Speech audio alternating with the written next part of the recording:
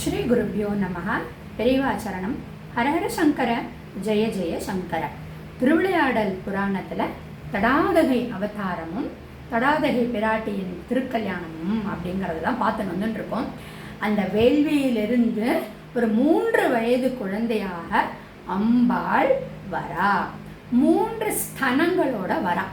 இப்போது இந்த மலையத்வஜ பாண்டியனுக்கு குழந்தை இல்லைன்னு தான் இந்த புத்திர காமேஷ்டி யாகமே பண்ணுறார் இல்லையா? அப்போ குழந்தை வந்து சந்தோஷம் தானே படணும். இவர் வந்து அழறார், பெருசாக அழறார்.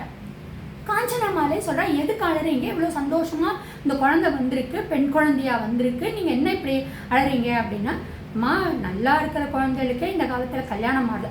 அப்போவே வருத்தப்பட்டிருக்காரு பாருங்க. அப்போது இந்த மாதிரி 3 ஸ்தனங்களோட வந்திருக்காளே இந்த குழந்தை, நான் என்னமா பண்ணட்டும் அப்படின்னு அழறார். சரி, இது ஒரு பக்கமாக இருக்கட்டுமா.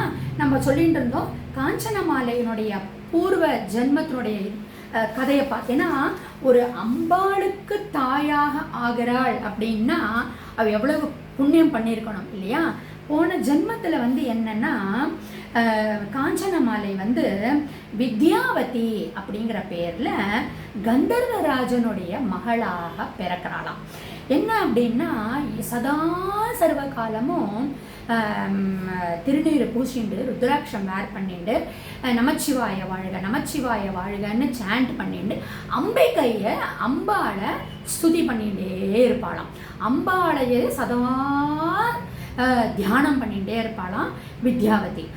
கலைகளில் வந்து அவ்வளவு டேலண்டடாக இருந்தாளாம். அப்போது இந்த மாதிரி சக்தி பார்வதி தேவியை வேண்டிட்டு அப்படியே ஒரு தபஸ் பண்ண தபஸ் மாதிரி அப்படி ஒரு தியானம் பண்ண அம்பாள் பிரத்யக்ஷமாகி உனக்கு என்ன வர வேணும்னு கேட்குறானா.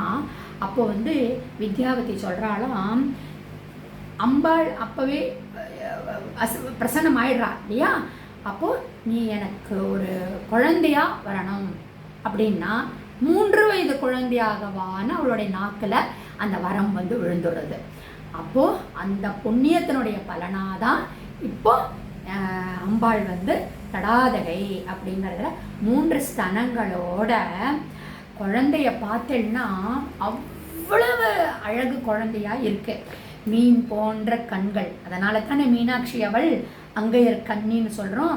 தங்க கொலுசு தண்டையெல்லாம் போட்டுண்டு பட்டு பாவாடைய போட்டுண்டு முத்து பற்கள் அப்படி கொஞ்சம் அந்த அப்பா அம்மா அப்படின்னு அந்த கொஞ்சம் மொழியில் பிஞ்சு மொழியில் பேசிண்டு அப்படியே அந்த குரல் வந்து அப்படியே எல்லாரையும் வியக்க வைக்கிறது.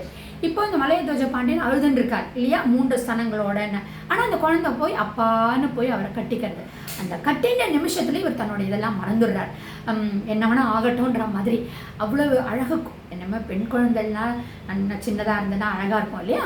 ஸோ இந்த மாதிரி பட்டுப்பாவடையெல்லாம் கொண்டு வந்தோடனே இவருக்கு ரொம்ப அந்த அழுகை வந்து கொஞ்சம் கொஞ்சமாக இதுவாகுது. அப்போ அஸ்ரீரி ஒழிக்கிறது. மலையத்வஜ பாண்டியா வருத்தப்படாத, எப்போ வந்து அவளுக்குரிய கணவனை அவள் பார்க்குறாளோ அந்த க்ஷணமே அந்த 3வது ஸ்தனம் மறைஞ்சு போயிடும் அப்படின்னு சொல்லிடுறா.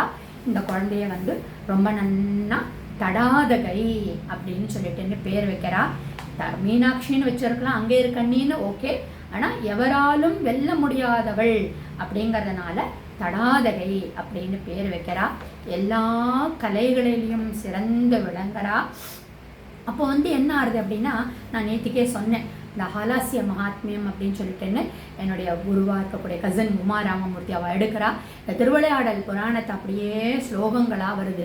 அதில் இந்த தடாதகை அவதாரம் அந்த படலத்தில் மீனாட்சி ஸ்துதி அப்படின்னு வருது.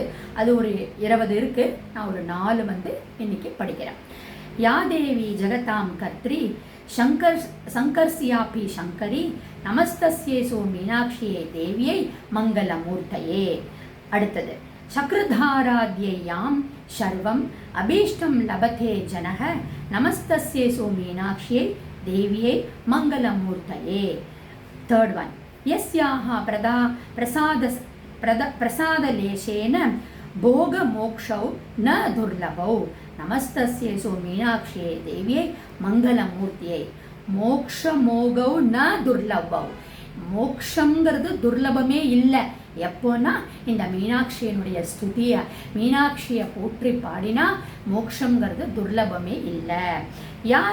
யயா சிவோபி யுக்த சன் பஞ்சகிருத்தியம் கரோதிஹி நமஸ்தஸ்யே சோ மீனாட்சியை தேவியை மங்களமூர்த்தையே. அடுத்தது யஸ்யாஹ பிரீத்யா தசீனாம் லாஸ்யாம் குர்வன் சிவா பௌ நமஸ்தஸ்யே சோ மீனாட்சியை தேவியை மங்களமூர்த்தையே. லக்ஷ்மியை சரஸ்வதி முக்கியா யஸ்யாஸ் தேஜஹ கனோத்பவாஹ நமஸ்தஸ்யே சோ மீனாட்சியை தேவியை மங்களமூர்த்தையே அப்படின்னு அந்த ஹலாசிய மகாத்மியமில் இந்த தடாதகை அவதாரத்தில் அந்த மீனாட்சியினுடைய ஸ்துதியை பண்ணுறது என்ன அப்படின்னா, ஒரு யாராலையும் வெல்ல முடியாதவள்ங்கிறதுனால தான் தடாதகைன்னு பேரும் வச்சாச்சு அப்பா. ஸோ இப்போ பகவானே அஸ்ரீரியா சொல்லியாச்சு, கணவனை பார்க்குற போச்சு இந்த 3வது ஸ்தனம் அழிஞ்சிடும்னு சொல்லியாச்சு. ஸோ ரொம்ப சந்தோஷமாக அந்த குழந்தைய வளர்க்குறா.